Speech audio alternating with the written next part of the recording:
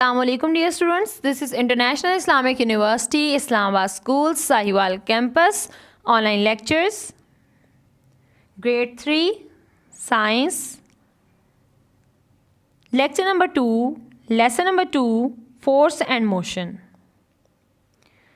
Students, bring your science book, open it and write date and day properly. Listen to your teacher attentively and mark all the important points said by the teacher on your book.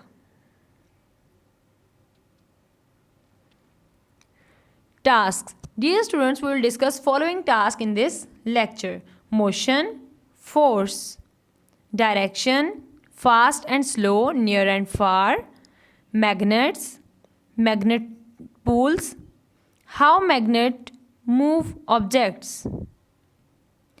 Motion. So first we will discuss about motion. What is motion and what are different types of motion? किस किस तरह से objects move करते हैं. सो motion is the act of moving, यानी जब कोई object move करता है, जब कोई भी ऑब्जेक्ट एक जगह से दूसरी जगह जाता है, अपनी पोजीशन चेंज करता है, तो हम कहते हैं that this object is in a state of motion. यानी फोर्स लगने पर कोई ऑब्जेक्ट जब अपनी पोजीशन को चेंज करता है तो हम इसको मोशन का नाम देते हैं. So now we can see different example. The blades of a fan move around and around. You push a toy car across the floor.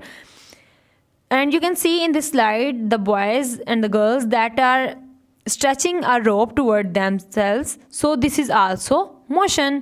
So all the objects that are in act of movement are known as motion, are known as in state of motion.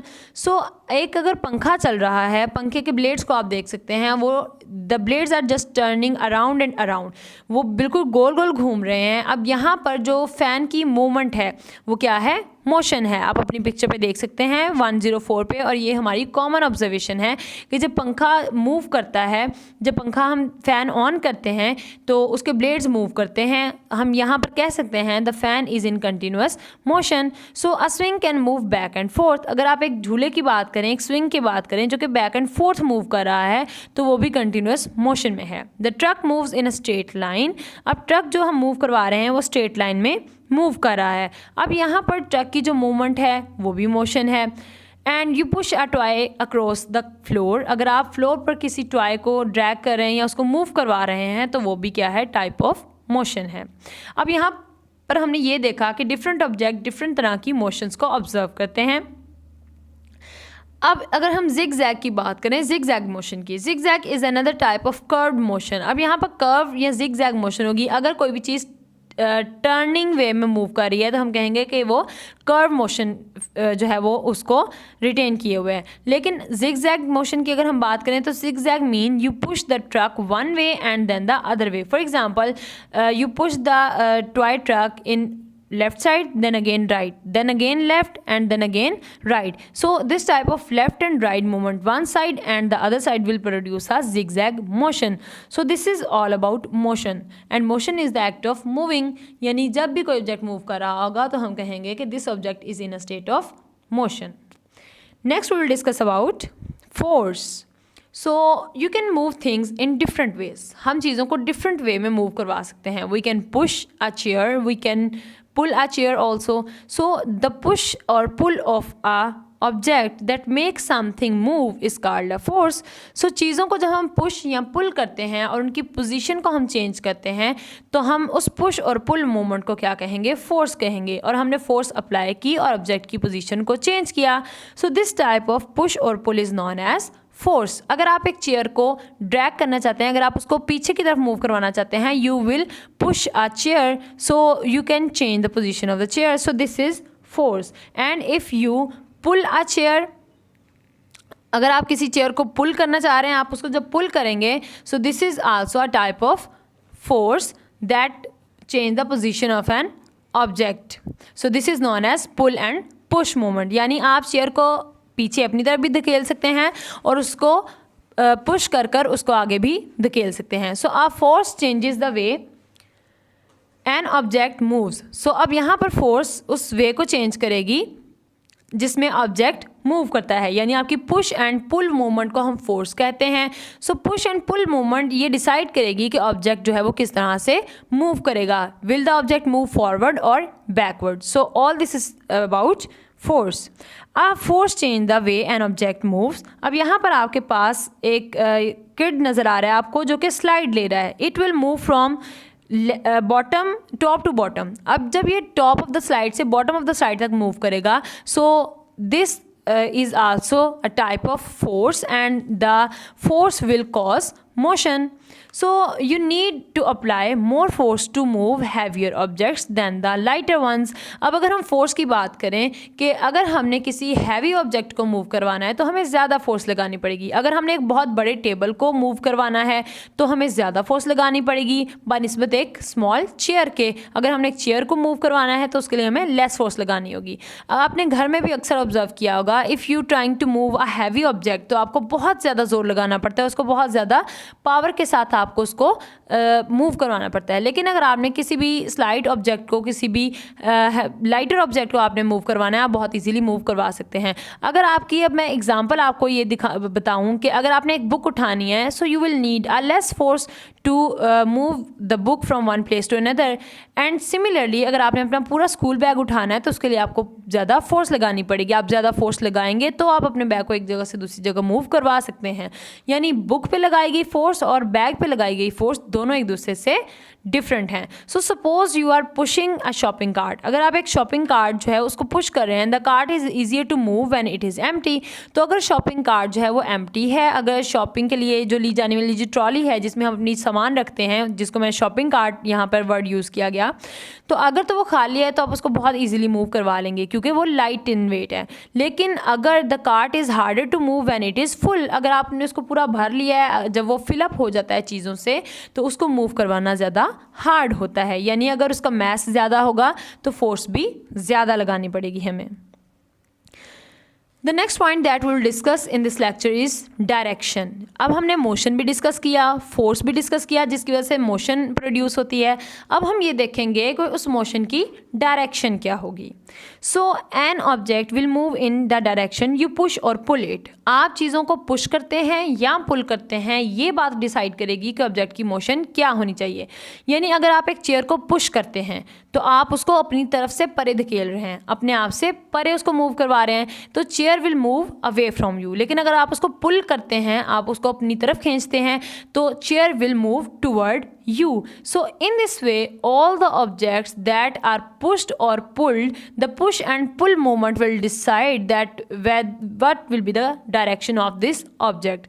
So suppose you change the direction of the force. सोचें कि अगर आप direction of force को change करते हैं, the object move will in a different direction. यानी अगर आप पहले पुश कर रहे थे तो डायरेक्शन और थी, अगर आप पुल करना शुरू कर देंगे तो डायरेक्शन और हो जाएगी। So push and pull decide करेंगे कि डायरेक्शन क्या होगी। Objects can move toward or away from something. Objects किसी चीज़ की तरफ मूव कर सकते हैं और किसी चीज़ से परे भी। जैसे अभी मैंने एग्जांपल डिस्कस की कि चेयर आप अपनी तरफ भी मूव करवा सकते हैं और अपने आप से परे भी। So someone kicks you a ball. अगर कोई बॉल को किक करता है, the ball moves toward you. जैसे ही उसने बॉल को आपकी तरफ किक किया है तो वो बॉल आपकी तरफ आएगी। लेट्स सपोज कि एक रूम के एक एंड पे एक स्टूडेंट खड़ा है और दूसरे एंड पे दूसरा।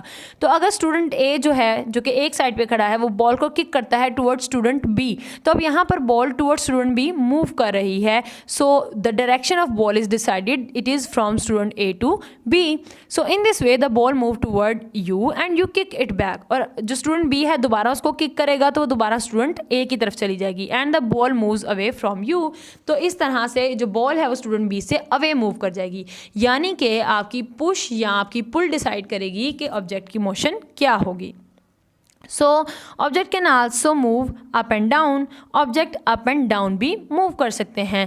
You can push a window to open it. अब यहाँ पर आपके पेज 106 पे भी आपको दिखाया गया है और आपकी स्लाइड पे भी आपको नजर आ रहा है। The boy pushes the window shade up to open it. यहाँ पे वो विंडो शेड को ओपन कर रहा है, इसको अपवर्ड मूव करवा रहा है ताकि उसको ओपन कर सके। So push and pull can move the objects up and down also. So you pull down a window to close it. और जब आपने इसी विंडो को क्लोज करना है तो आप इसको डाउन पुल करेंगे तो ये क्लोज हो जाएगी. So in this way we can say that the push and pull decides the direction of an object to be moved. The next is fast and slow, near and far. यानी कोई object कितना fast या slow move करेगा, कितना near move करेगा या कितना वो दूर मूव करेगा. The speed of an object depend on the amount of force that is use to move it. अब किसी भी ऑब्जेक्ट की स्पीड इस बात पे डिपेंड करती है कि उस पर फोर्स कितनी अप्लाई की गई है. मैस ज़्यादा हो तो ज़्यादा फोर्स लगानी पड़ती है, अगर मैस कम हो तो फोर्स कम लगानी पड़ती है.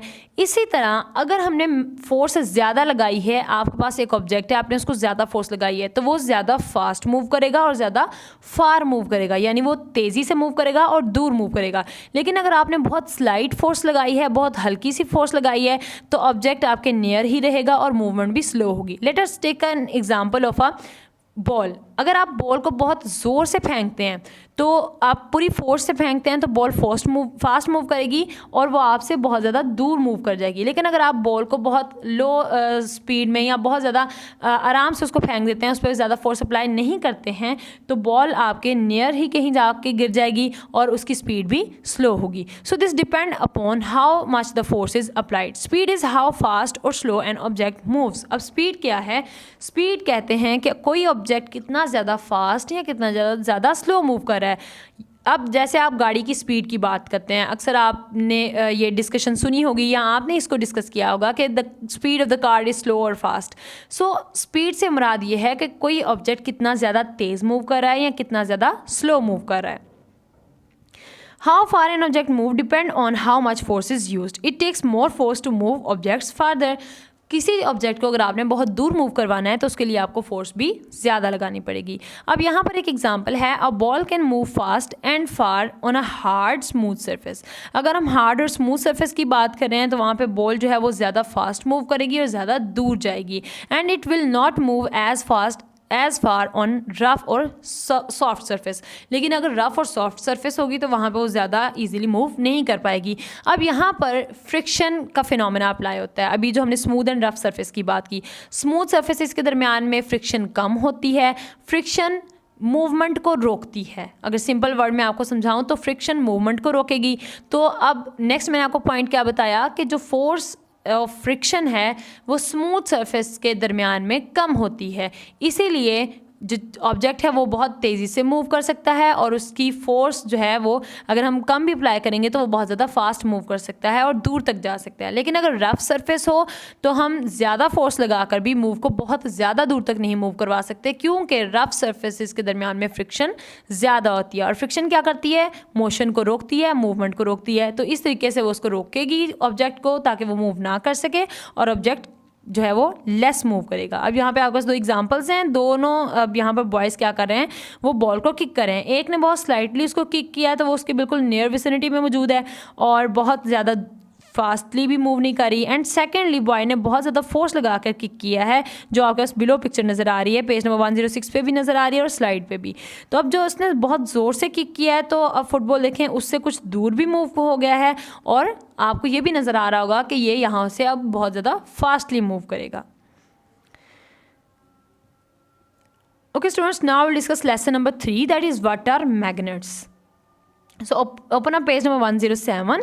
First we will discuss that what are magnets. Magnets are the objects that can push or pull something that is made up of metal. Magnets attract some metal objects. यानी magnet क्या है? Magnet is basically iron piece जिसमें magnetite होता है, iron ore होती है जिसे हम मैग्नेटाइट कहते हैं.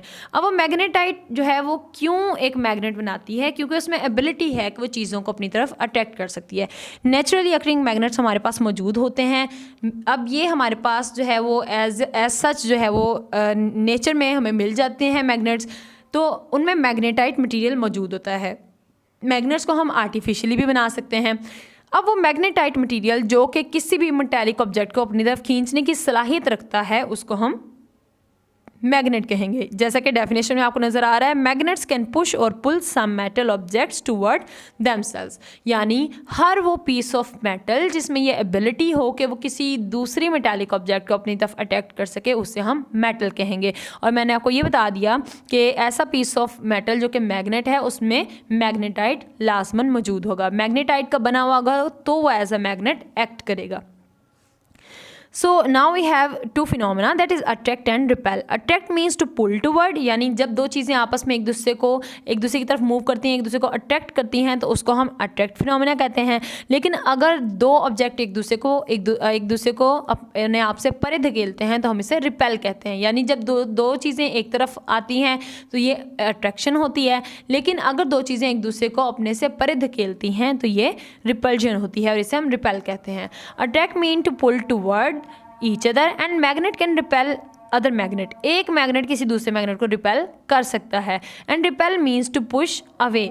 सो the ability of attract and repel object is a property of matter. यानी मैटर का एक ऑब्जेक्ट को अट्रैक्ट करना और रिपेल करना, यानी चीज़ों का आपस में एक दूसरे को अट्रैक्ट करना या रिपेल करना उनकी अट्रैक्शन एंड रिपल्जन की प्रॉपर्टी है. अब यहाँ पर आप देख सकते हैं एक मैग्नेट आपको दिखाया गया है जो कि क्या कर रहा है, बहुत सारे जो आयरन नेल्स हैं उनको अपनी तरफ अट्रैक्ट कर रहा है. यानी एक जो मैग्नेट है वो मेटालिक ऑब्जेक्ट को अपनी तरफ अट्रैक्ट कर रहा है. This means that this magnet has ability to attract these object and these objects are made up of metal. क्योंकि मैग्नेट जो है वो सिर्फ मेटालिक ऑब्जेक्ट्स को अपनी तरफ खींचेगा. अब यहाँ पे आपको रूलर भी नज़र आ रहा है, यहाँ पे टूथब्रश भी नज़र आ रहा है, आपके पेज 107 पे भी और स्लाइड पे भी आपको मार्बल्स नज़र आ रहे हैं, प्लास्टिक डाइज नज़र आ रहा है. तो ये इनमें से किसी को भी अट्रैक्ट नहीं करेगा because these are not metals.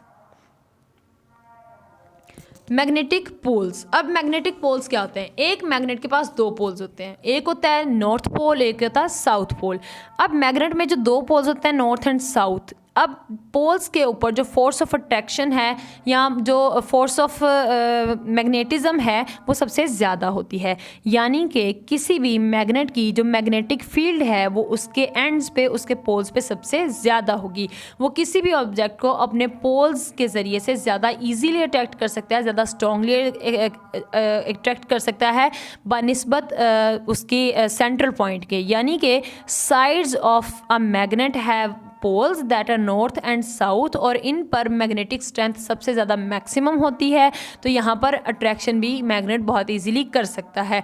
लेकिन अगर मैग्नेट को हम दरमियान से देखें, जैसा कि आपके पेज नंबर 108 पे आपको नज़र आ रहा है एक मैग्नेट आपको दिखाया गया है.